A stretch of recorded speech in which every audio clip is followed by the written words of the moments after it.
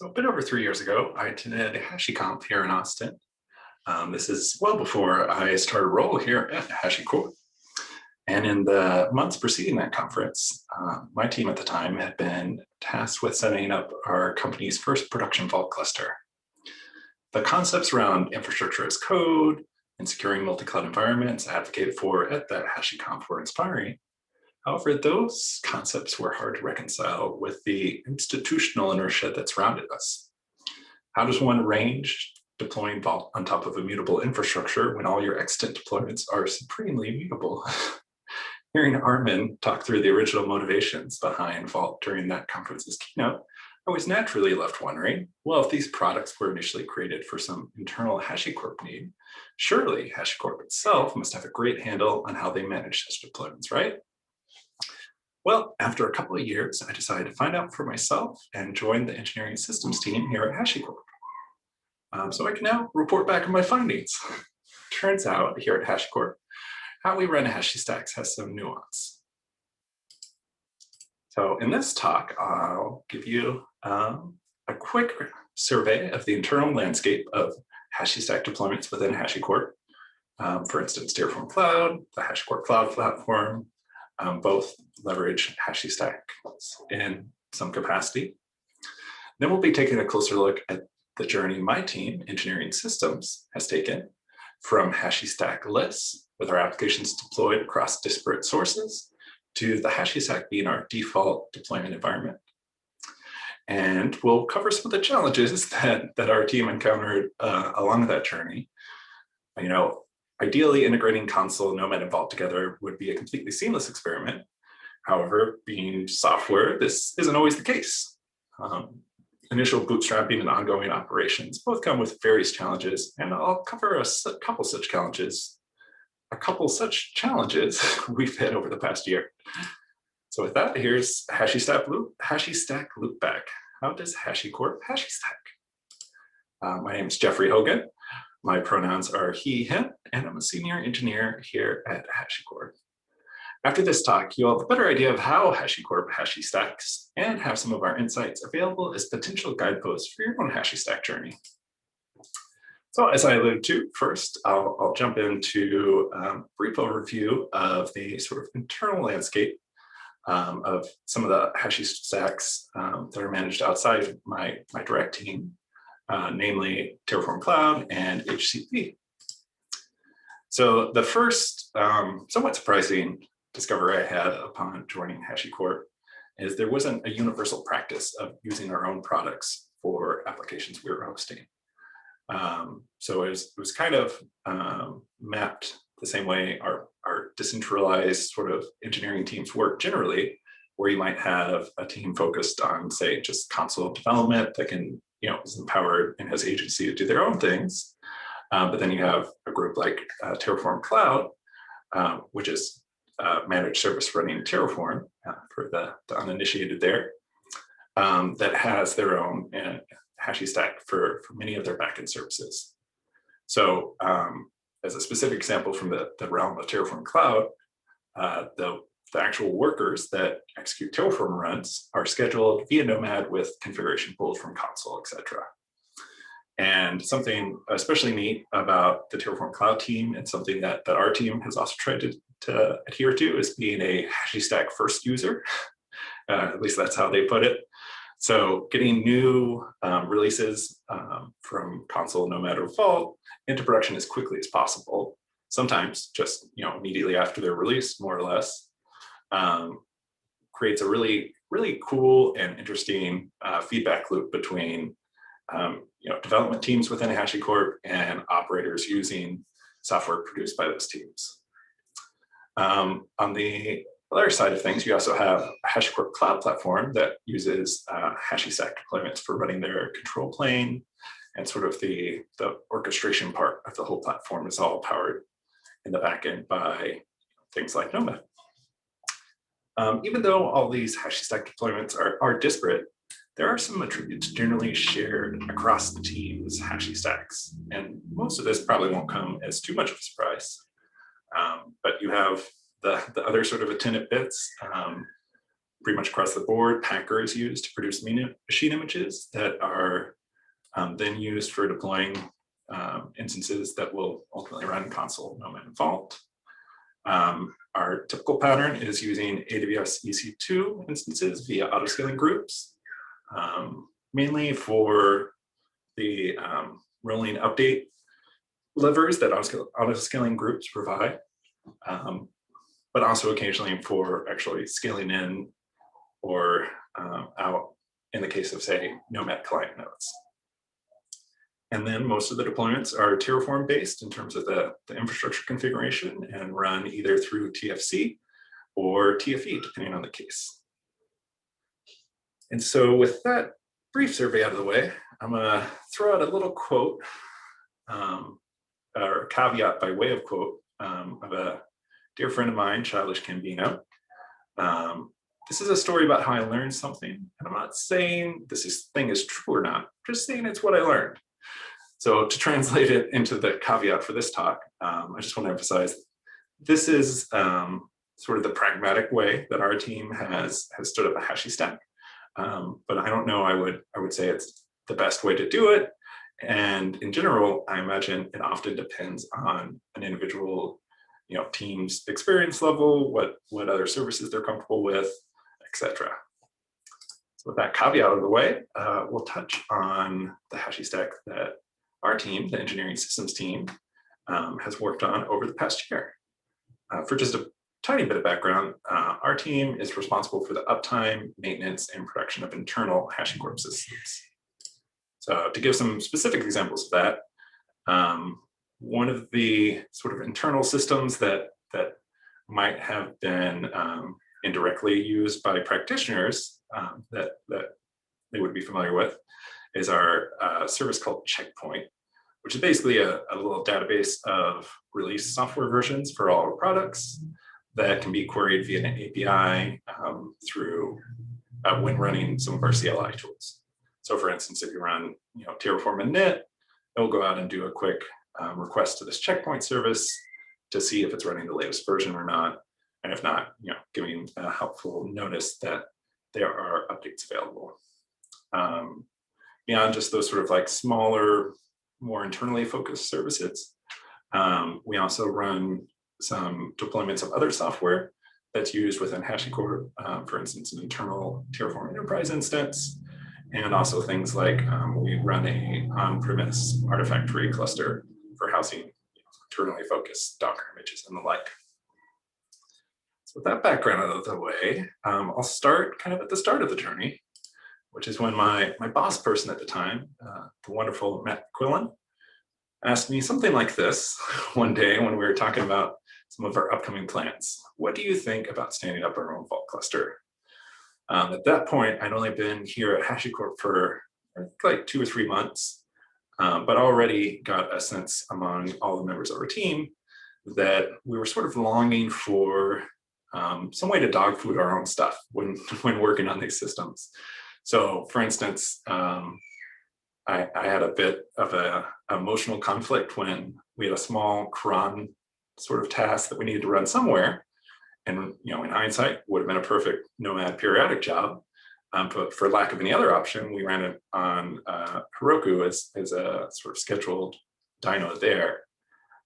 So we've been lamenting the lack of having Vault available, sort of like a generalized Vault deployment that was available for anyone at HashiCorp's engineering group to use for a bit when this came up. So I was super excited at the prospect of our team getting to tackle this sort of challenge.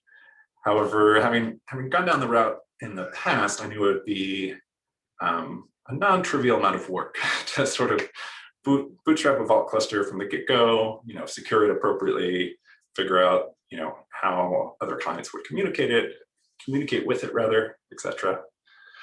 But with that said, the first thing we got started on, and kind of part of the impetus for the project getting kicked off in the first place, were some modules that were under active development at the time by an adjacent team, the fabulous product delivery team, who are all just terrific.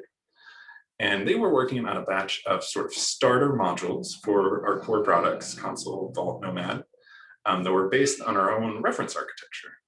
So the idea is if you needed something that was more or less production ready out of the box without having to write a bunch of custom Terraform config, etc., you could use one of these modules. And that is exactly what we did to get things set up initially. This was a huge time save. And really harkens back to one of the other inspiring talks I remember from HashiConf 2017, when Yevgeny Brickman had a great Terraform module talk where the call to action at the end was basically, your infrastructure is probably not a unique, beautiful snowflake, and most likely it's more or less the same as everything else, so stop trying to create busy work for yourself. And this is a great example of where that was proven out. I figure we saved weeks of trying to sketch out sort of the foundational Terraform config by having these modules to reference directly for our initial deployments. So that is something I can highly recommend if you're kind of starting from scratch and going down the same sort of HashiStack journey. So for that, or with that, I'll touch just briefly on sort of the configuration side of things, both in terms of where we store our code for our HashiStack and how we build images for them, and ultimately launch the instances that will run things like Vault. So in general, we settled into a sort of mono repo-ish arrangement. I hesitate to use that term because it's not necessarily a gigantic repo in terms of like number of files or scope or anything. But it does have sort of logically distinct batches of Terraform config all within the same GitHub repo in our case. And the general breakdown is we have one big batch of Terraform that's for all of the infrastructure, which in sort of this namespace is anything to do with AWS services or the attendant resources that go along with it. We have a batch of local configuration with the local qualifier, meaning run off some developer's machine, which isn't a great situation in general. However, when you're dealing with stuff like bootstrapping a Vault cluster for the first time and wanting to be especially judicious about where a root token ends up being written into state, just to have peace of mind that it doesn't get stashed somewhere unexpected, it can be nice to have sort of an offline bootstrapping ceremony where you have the configuration kind of codified, but not set up to run in an automated system that might inadvertently log something that you wished it didn't, or something similar. So that batch of config is sort of run sparingly given that scope. And then we have another batch of configuration that's for configuring, say, Nomad system jobs or Nomad ACL policies or other things that can kind of be done in a continuous delivery sort of way after the initial bootstrapping. So this effectively all of these subdirectories map to Terraform Enterprise workspaces, and all except the local workspace are just hooked into GitHub to plan or apply changes automatically as we merge in updates. We also have a kind of strange batch of networking configuration relegated to its own subdirectory. And this is sort of what we use to manage inner app dependencies. So say we have a VPC in one AWS account for hosting some application and we want to open it up to communication with Vault. We might have either VPC peering or VPC endpoint setup handled through that directory and that batch of configuration. Then on the sort of instance operating system level, we use Packer for producing our machine images, which in our case are AMIs over at AWS. And it's effectively just a single Packer template with a bunch of bash scripts that creates a machine image that we can then use to launch Consul, Vault, or Nomad, and effectively gets selected for a purpose by the instance runtime configuration, which we manage through CloudInit. So just to give you a couple of visual aids to go along with that. Here's the actual directory structure mapped out with tree. So it pretty much maps to what I alluded to on that previous slide. Okay, so with that sort of framework laid out, the fun thing is after we got to a good place with standing up our initial production Vault cluster, my wonderful boss person Mr. McQuillan, once again, had a great question. That was something like, could we migrate all our applications from Heroku to our own HashiStack? Which also seemed somewhat daunting initially. I'll reveal at this point that I did not have any direct experience working with Nomad before joining HashiCorp, but I was excited to learn more about it. Oh yeah, and just to touch on more the config side, I did also want to share some specific examples of how we run our Packer template and set up CloudInit. This snippet, is not the entirety of our Packer template, but it's the bulk of it. Just much bash scripts that set up all our dependencies. I will say, just as a footnote, if you haven't tried out Packer's HCL templates, I highly recommend them. They're a joy to work with, especially compared to JSON and lack of comments therein and all that good stuff. And Packer 1.7 has actually elevated HCL support out of beta and has a great built-in HCL upgrade command. So I highly recommend scoping that out if you haven't already. And then I'll just mention briefly, partly because I'm so chuffed with this arrangement, even though I don't think it's what we'll end up using long term, for our CloudInit configuration, which is a utility that is run at launch of cloud instances generally. You can pass in configuration files via user data and instruct CloudInit to set up files or configure host names for an instance as it's launched, is coming online for the first time. And right now we're doing this real sort of funky dance of running that CloudInit configuration in native sort of HCL data structures within our Terraform config, encoding that down to YAML, and then shoving it into an autoscaling group launch configuration user data. So it's a handy way to do things, especially when you need to pass in Terraform variables into something like your CloudInit configuration. But we'd like to refactor it at some point for maintainability reasons. And the various scopes of HCL into YAML into some process reading a config file in an instance makes it hard to reason about. And so longer term, it'd be probably more effective to look at moving to Consul template for some of that, or similar sort of more dynamic configuration sources. So with the general lay of the land out of the way, I thought I'd spend the rest of the talk talking through a couple of specific challenges that had some fun nuance that we encountered when going on this journey. I'll say that the fun thing about all of this is you would expect that using the full suite of HashiCorp products, that they would all just work together perfectly without any issues. Turns out that's not always the case. It is software. And so we'll call this challenge the best intentions featuring Consul ACL tokens. I'll also throw it out there that whenever we hit intra-service issues, like some of the challenges I'm going to touch on here, we have found that creating high-level flowcharts or diagrams have been quite helpful. It just sometimes gets hard to reason about how all these disparate pieces of software are communicating, and having a nice high-level picture of the whole thing to look at while you're troubleshooting can be an immense help. So highly recommend that practice. This diagram was actually created by Daniel Bennett, one of the other folks on the team, who actually gave a hash talk just I believe an hour or two ago, which is super cool. And this was a case where we tried to sort of set up our Nomad client Consul ACL tokens in the best practice way we could. So we had Vault set up with a Consul secret engine, so it could generate appropriate Consul ACL tokens that Nomad clients would then use. And we set them to a pretty low TTL of an hour for those tokens.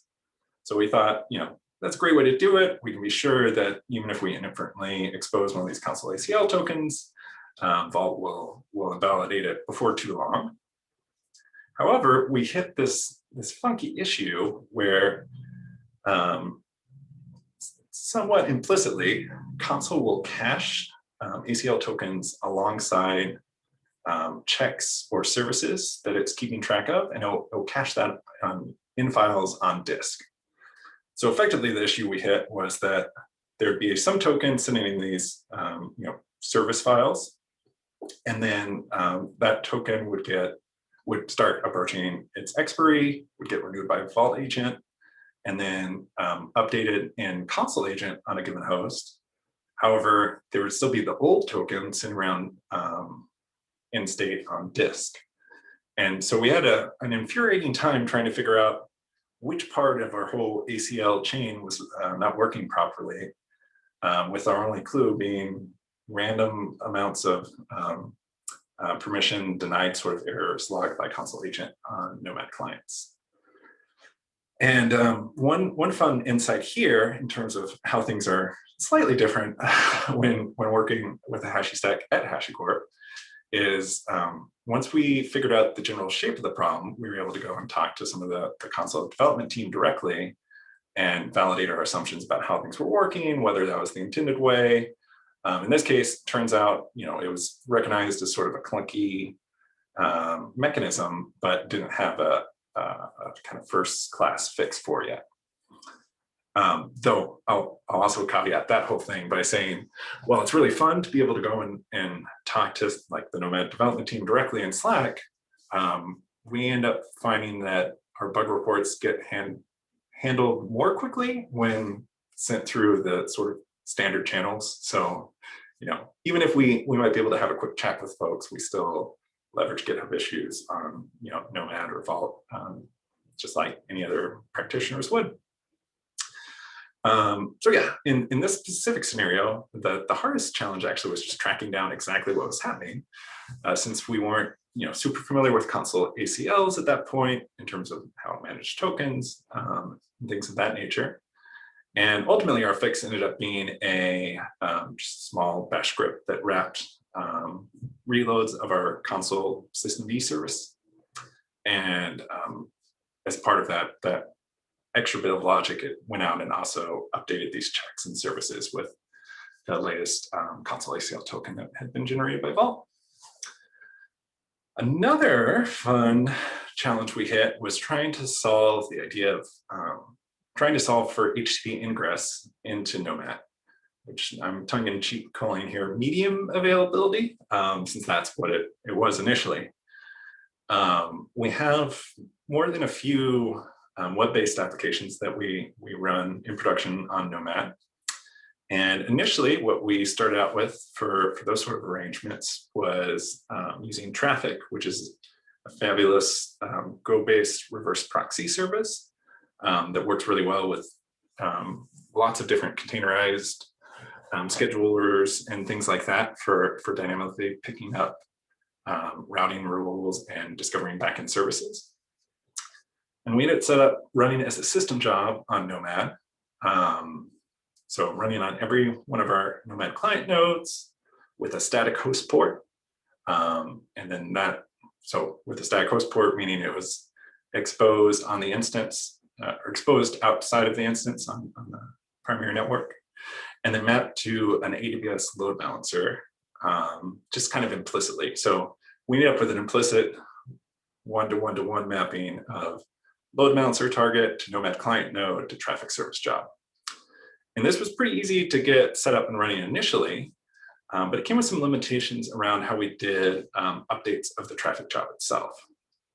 Whenever you're running a system job, especially one with host ports, or I'm sorry, with static host ports, you really don't have an opportunity to take advantage of all of the sort of rolling update features that Nomad has built in. So for instance, you effectively end up only being able to pull the lever of choosing how many allocations get updated during an update at a time, but you can't necessarily tweak a lot of the other sort of update stanza levers with a system job. So in our case, how that ended up manifesting is we'd have an update to our traffic job. Nomad was set to roll them one at a time, roll the allocations for it one at a time. But since the traffic allocation wasn't tightly coupled to our ALB target group, there would be, upwards of 20 seconds, depending on the timing of the health check interval, before the unhealthy state of one of these traffic allocations would be reflected in the load balancer. So as a result, every time we did one of these updates, we'd have blips where things weren't necessarily highly available. And so we amended those arrangements a bit with a traffic service job using dynamic ports, which allowed us to do all the normal rolling update sort of things with canaries and multiple allocations running on the same node. So basically it just gave us a lot more flexibility in how we controlled updating traffic. But the other missing piece was some way to directly map the health of these traffic allocations to our application load balancer target group status, basically. So apparently, Martin, a beloved member of HashiCorp, who writes a bunch of really cool stuff, had written this neat utility up on GitHub called Consul EC2 ALB sync. And we've been running a bespoke version of that to sort of solve this problem. And it has this nice simplicity of it, where it just sits there and watches for service check updates on the services you've told it to watch for, and then maps those services into an ALB target group based on if they're healthy or not. So that gave us more of a explicit and tightly coupled connection between the health of these allocations and their status in the application load balancer target groups, and solved much of our availability issues.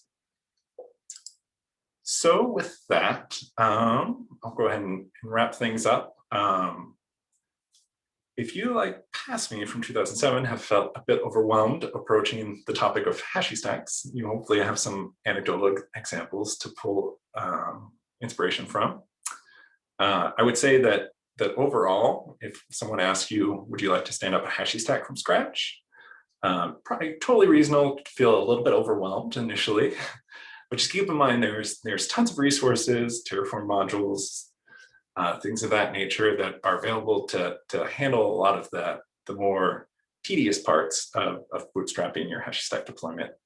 And you should definitely take every opportunity to leverage those that you have. And if you can swing it, I highly recommend working at HashiCorp. It's super awesome, and it's basically the coolest thing I've ever done professionally. So I can't recommend it enough. So with that, thank you all so much for listening to my talk. Signing off here from the Arctic Circle in Austin, Texas, and I hope you all have a good rest of your day. Bye.